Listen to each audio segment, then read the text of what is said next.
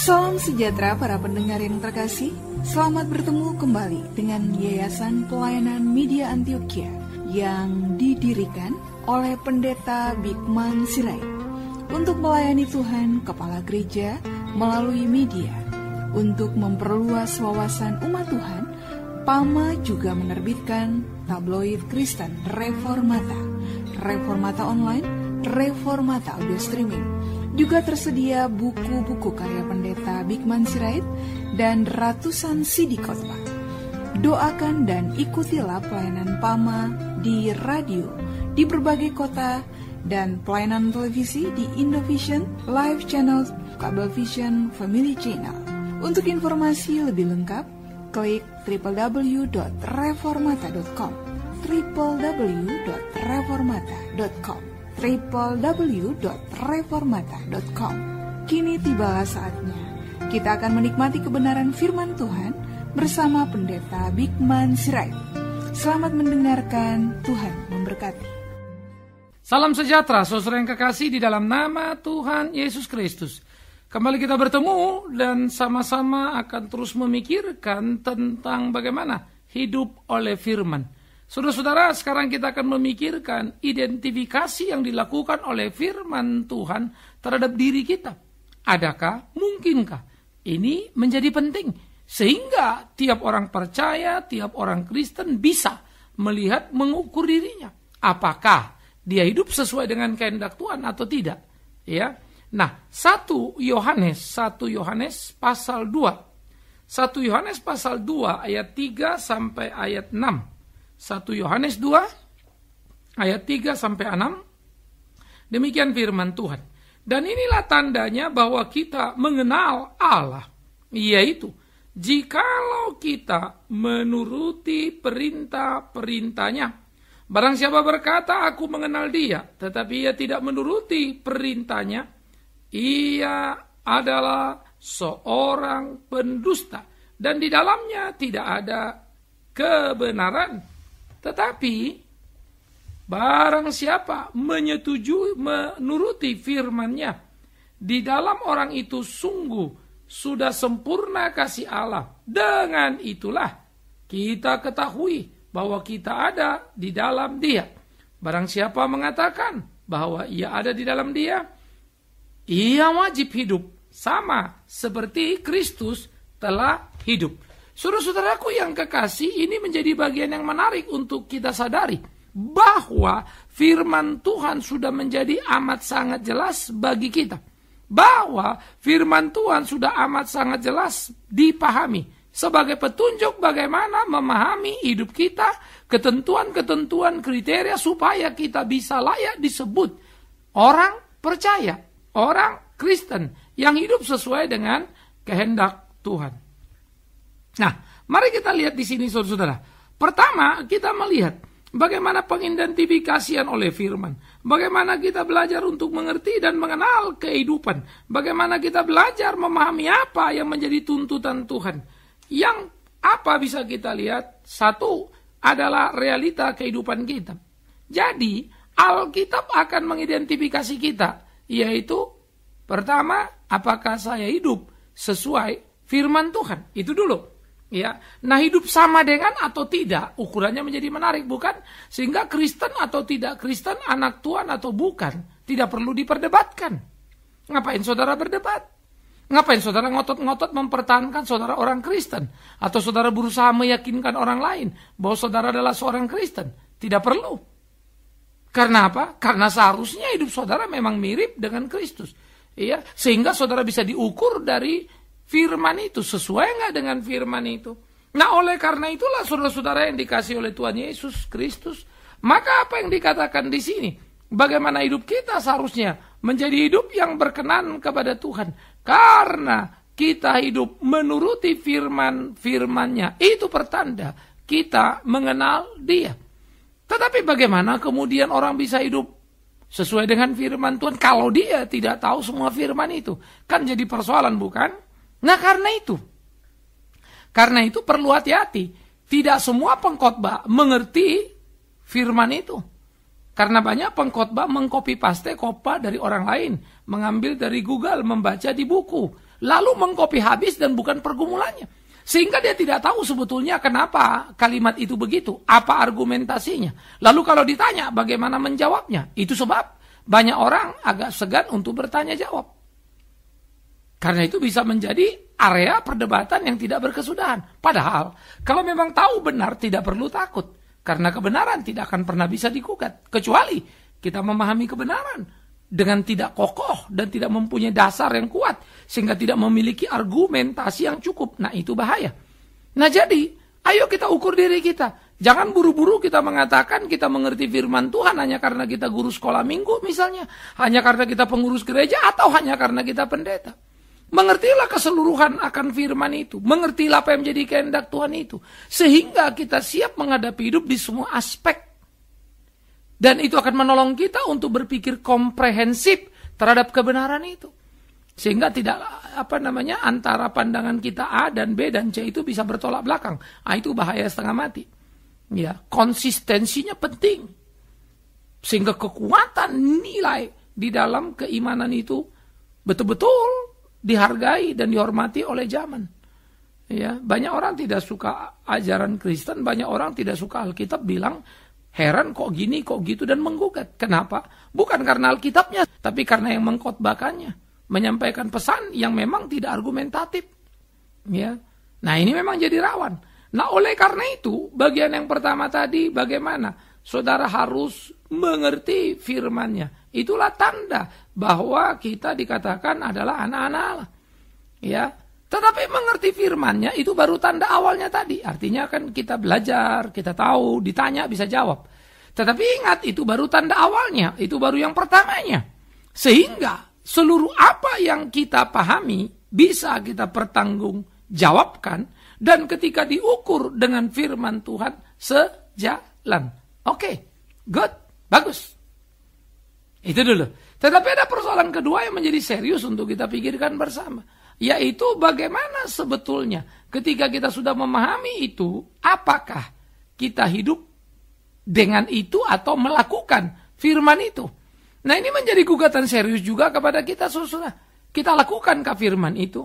Atau kita hidup semau kita? Kita lakukankah firman itu? Atau ya kita masa bodoh saja? Nah, ini menjadi persoalan serius dalam kehidupan kita sebagai orang percaya. Karena ini akan menjadi gugatan yang penting untuk kita lakoni dalam keseharian kita.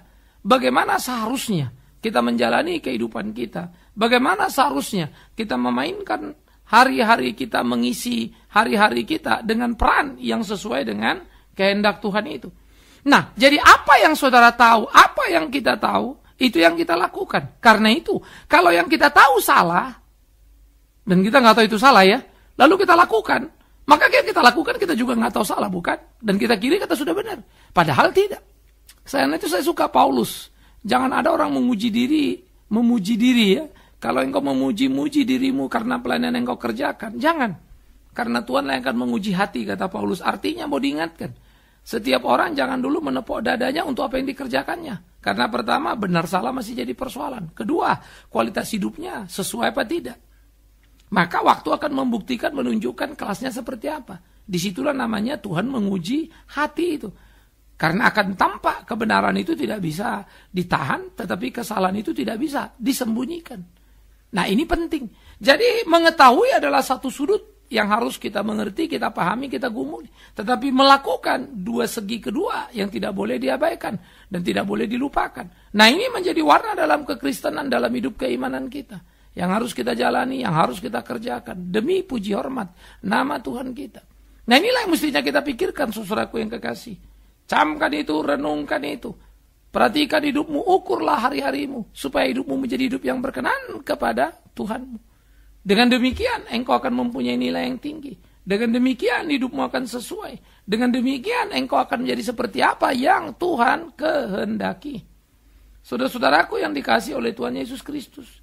Nyatalah bagi kita bahwa kita adalah orang yang benar. Karena kita mengerti kebenaran dan melakukannya. Mengerti tidak melakukan sama saja melawan kebenaran. Melakukan yang saudara tidak mengerti itu sangat rawan. Karena bisa jadi yang saudara lakukan salah. Hanya karena saudara tidak tahu. Ya, karena itu untuk melakukan perlu tahu. Tapi tahu tidak berhenti hanya di situ. Lakukanlah. Sehingga dua aspek itu tidak boleh diabaikan. Kita nggak bisa bilang mendingan tahu tapi tidak melakukan, atau mendingan melakukan tapi tidak tahu. Yang baik itu yang kita mau. Dan yang baik itu adalah tahu dua-duanya. Tahu kebenarannya, tahu melakukannya. Dan memang melakukan. Nah, ini menjadi bagian yang perlu, saudaraku. Oleh karena itu, hidup orang Kristen memang akan menjadi hidup yang menyenangkan. Hidup orang Kristen itu akan menjadi hidup yang luar biasa. Inilah yang mestinya kita jalani dalam kehidupan kita. Inilah yang harusnya kita lakukan dalam keseharian kita. Ya. Nah, jadi bagaimana hidup menuruti firman itu? Disitulah identifikasi terjadi. Pertama, kita diidentifikasi oleh firman Tuhan. Kristen atau bukan? Ya. Kristen atau bukan? Saudara nggak usah menunjukkan surat baptis. Kristen atau bukan? Saudara tidak murah menunjukkan surat CD atau pengakuan iman, begitu ya. Kristen atau bukan? Saudara tidak perlu menjelaskan bergereja di mana dan seterusnya. Kristen atau bukan? Saudara perlu. Saudara perlu, dan sekali lagi saudara perlu untuk membuktikan dengan pengetahuan akan firman dan perilaku. Itulah kekristenan. Karena itu jangan sekali-kali juga bilang, udahlah yang penting kita melakukan. Nggak tahu, nggak apa-apalah. Ingat kalimat kita itu sudah ambigu, jadi bersayap dua begitu. Ya, lucu sekali, satu pihak kamu bilang yang penting melakukan, tetapi kamu abaikan untuk mengetahui. Lalu yang kamu lakukan berdasarkan pengetahuan apa? Nah, itu kan gawat setengah mati sebetulnya. Ya, di situ yang saya bilang tidak konsisten. Mesti konsisten dong, dua-dua itu mesti sejalan, tahu dan melakukan. Ya, tidak boleh kurang salah satunya. Ya. Nah, jadi saudara-saudara, ini menjadi bagian yang sangat perlu untuk kita sadari bagaimana kemudian ini akan mengidentifikasi diri kita. Nah, itu sebab alat ujinya dikatakan oleh firman apa? Kalau ada orang berkata, aku mengenal dia, mengerti kebenaran firman itu, ya, tetapi tidak menuruti perintah Kristus itu, dikatakan apa? Dia pendusta. Di dalamnya tidak ada kebenaran. Jadi apa yang diklaim orang, apa yang dikatakan orang, akan dibuktikan dengan apa yang dilakukan, diperbuatnya. Kalau tidak sejalan, dikatakan Alkitab yang ngomong, dia pendusta. Artinya, kalau ada orang bilang misalnya, oh saya dengar suara Tuhan ngomong, ya Tuhan ngomong sama saya gini, Tuhan ngomong sama saya begitu. Tetapi kemudian kita lihat, ya Tuhan ngomong sama dia terus, seringkali dia dengar suara Tuhan, berarti dia dekat amat dong ya. Betul nggak?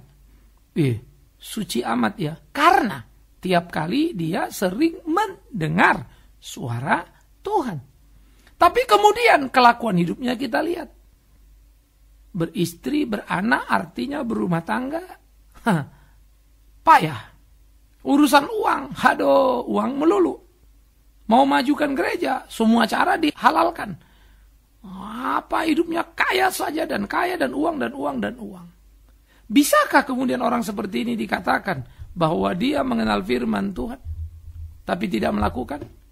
Padahal kalau memang dia mengenal firman Tuhan, tentu dia tahu hidup itu sangkal diri, pikul salib, dan lebih berkat memberi daripada menerima. Dan kan begitu kan? Kalau memilih seorang tua-tua, hendaklah engkau memilih seorang yang tahu memimpin keluarganya. Bagaimana dia mau memimpin jemaat kalau dia tidak tahu memimpin keluarganya? Ada ayatnya semua. Nah, jadi saudara tidak bisa lari dari situ. Saudara tidak bisa mengabaikan itu. Itu loh yang penting. Nah, oleh karena itu saudara, pengidentifikasian tadi membuat itu semua menjadi jelas. Pengidentifikasian tadi membuat jadi utuh. Sehingga kalau seseorang dengan seenaknya bicara, saya tahu, tapi kemudian kita tidak bisa melihat perbuatan itu dalam dirinya, dia adalah apa? Pendusta. Itu kata Alkitab. Nah, karena itu kita akan menemukan terlalu banyak pendusta ternyata. Jadi pendusta itu ya bisa aktivis, mungkin guru sekolah minggu, mungkin majelis, bahkan mungkin orang seperti kami ini pendeta. Karena itu jemaat mesti teliti, jemaat mesti mencermati, jemaat mesti melihat tiap kehidupan orang di sekitarnya, sehingga dia tidak salah mengiring atau mengikut Kristus bersama dengan orang yang tidak pas. Digembalakan ataupun ikut orang yang tidak pas. Pertarungan kehidupan adalah pertarungan di panggung terbuka, saudara. Tetapi jemaat bukan disuruh matanya melototin melulu, menilai gembala atau majelis ataupun yang aktivis lainnya, tetapi dia lupa menilai diri sendiri. Itu juga sama kacaunya, bukan? Terlalu mudah menilai orang tapi tidak mampu menilai diri. Ya. Nah, itu menjadikan, itu bisa jadi melihat selumbar di depan mata kawan, tapi balok di depan mata tak terlihat. Itu kan mengerikan. Nah, oleh karena itu jangan pula menjadi orang munafik. Ya, mungkin saudara bukan pendusta, tapi kemudian jadi munafik, sama saja. Kau adili orang, tapi kau sendiri tidak mau mengadili dirimu. Kan begitu. Karena itu ayo sama-sama yuk kita ada di panggung terbuka dari kehidupan bergereja. Bagaimana masing-masing kita. Saya, pendeta, saudara, jemaat, aktivis, pengurus, siap untuk teruji dan diuji. Bagaimana kita menunjukkan kualifikasi kita, kelas kita, hidup kita, sesuai apa tidak sesuai dengan kehendak Tuhan itu. Supaya hidup kita menjadi hidup yang memuliakan namanya. Nah, itu yang penting. Jadi kerjakanlah apa yang menjadi kehendak Tuhan itu, saudara-saudaraku. Lakukanlah apa yang menjadi tuntutannya di dalam hidup kita. Supaya hidup kita menjadi hidup yang berkenan kepadanya. Alangkah amat sangat menyenangkannya kalau hidup kita selalu ada di dalam tangan Tuhan, bersama dengan Tuhan, memuliakan Tuhan. Nah, inilah yang menjadi perlu, dan inilah yang kita pikirkan dalam keseharian kita. Hiduplah berkenan kepada Tuhan, hiduplah menyenangkan hati Tuhan. Maka itulah hidup yang paling luar biasa. Jadi saudara-saudara yang dikasihi oleh Tuhan Yesus Kristus, ayo kita pikirkan bagian ini. Mari kita renungkan bagian ini. Mari kita lakukan bagian ini. Supaya hidup kita berkenan kepadanya. Dan hati-hati. Jangan menjadi pendusta. Berkata banyak tahu. Mengenal firman bertemu Tuhan. Tapi kelakuan tak membuktikan. Ingat. Itu bukan saja kemudian. Wah, kayaknya dia begini, kayaknya dia begitu. Ya, Anda ragu-ragu. Tidak. Tapi beri stempel jelas. Pendusta. Oke? Itu yang penting. Oleh karena itulah. Setiap orang yang mau mengenal firman itu harus sungguh-sungguh melakukannya. Maka mereka yang dikatakan sungguh-sungguh melakukan, ya, dengan itulah diketahui bahwa kita ada di dalam Kristus itu. Maka lakukanlah setiap apa yang menjadi kehendak Tuhan, menuruti firman-Nya, ya. Maka dia telah sempurna dalam kasih Allah. Artinya kasih Allah sempurna dalam diri seseorang ketika seseorang mengerti firman dan mau melakukan. Menarik ya? Dan mau melakukan. Tapi kalau tidak mau melakukan ya tidak. Kan begitu. Nah, jadi mau melakukan ini harus menjadi bagian kita yang utuh dalam hidup kita. Tidak boleh terpisah. Melakukan ini menjadi bagian yang terpatri dalam kita. Jangan lari dari kenyataan yang ada. Nah, jadi saudara-saudara yang dikasihi oleh Tuhan Yesus Kristus, menjadi amat sangat menyenangkan kalau kita mengerti kebenaran dan dihidupi oleh kebenaran dan hidup di dalam kebenaran untuk kemuliaan nama Tuhan. Pikirkanlah, jalanilah, maka hidupmu senanglah, bahagialah. Alangkah luar biasanya kalau semua itu mewarnai hari-hari kita, langkah-langkah kita untuk hidup melakukan apa yang Tuhan kehendaki di hidup kita. Jadi inilah yang mestinya kita pikirkan. Oleh karena itu, barang siapa mengatakan bahwa ia ada di dalam Kristus, dia wajib hidup sama seperti Kristus telah hidup. Ialah Kristus Tuhan itu, ukuran satu-satunya. Sehingga tidak ada orang bilang, aku lakukan ini karena itu, karena gini, karena gitu. Begitu tidak sejalan dengan ukuran Kristus. Selesai. Jangan membangun alasan dan dalih. Bahwa salah ya cuma dua logikanya, bukan? Benar apa salah, kan itu saja. Ya, kalau seorang kita tidak bisa mempertanggungjawabkan misalnya keuangan gereja beres, saudara nggak usah berceloteh kiri kanan lagi, sudah salah itu. Kalau saudara tidak bisa membereskan urusan keluarga, ya tidak bisa menggembalakan keluarga, sudah salah itu, sederhana saja. Jadi nggak usah bilang iya ada ini sih ada itu, betul ada ini ada itu. Itu cuma penjelasan kenapa itu terjadi, tapi tidak bisa mengurangi kesalahan yang ada. Salah, benar. Jadi Alkitab itu, firman itu mengidentifikasi dengan final. Tidak sepotong-sepotong, tuntas, tidak ngambang. Itulah kekristenan. Karena itulah Tuhan Yesus pernah juga mengatakan, bukan? Jadilah garam dan terang dunia. Ya, mana ada orang taruh terang itu di bawah meja, di bawah gantang. Taruh di atas meja di tempat yang tinggi. Supaya apa? Terlihat dan bisa menerangi semua yang ada di bawahnya, di sekitarnya. Begitulah orang Kristen, terangnya itu bisa dilihat orang semua. Dan akhirnya orang merasa diterangi oleh kehidupan orang Kristen yang benar karena sesuai dengan firman Tuhan. Alkitab sendiri sudah jauh mengatakan itu. Banyak dipanggil, sedikit yang dipilih. Banyak yang ke gereja, sedikit yang ke surga. Dalam salah pun orang masih ngotot dan membela dirinya. Dalam salah pun masih ada yang bilang, kayak dia saja yang benar, lalu orang lain gak benar, gitu kan? Padahal dia mengatakan itu hanya untuk menutupi kesalahannya. Kalau memang ada orang, saudara yakini tidak benar, gampang itu. Diukur dengan diri kita. Ini loh yang benar, nah kita itu tampil kan? Kelihatan hidup kita, hari-hari kita, langkah kita. Tapi jangan juga ngoceh orang itu gak benar, kita sendiri patut digugat. Nah itu jadi malapetaka. Akhirnya banyak orang hanya ngotot pada dirinya untuk mendapatkan pengakuan dari lingkungannya. Tetapi dia lupa Tuhan menolaknya. Itu saudara. Ya jadi ini menarik kan kalau kita pikirkan sebetulnya, bukan? Bagaimana harusnya kita melakoni kehidupan kita.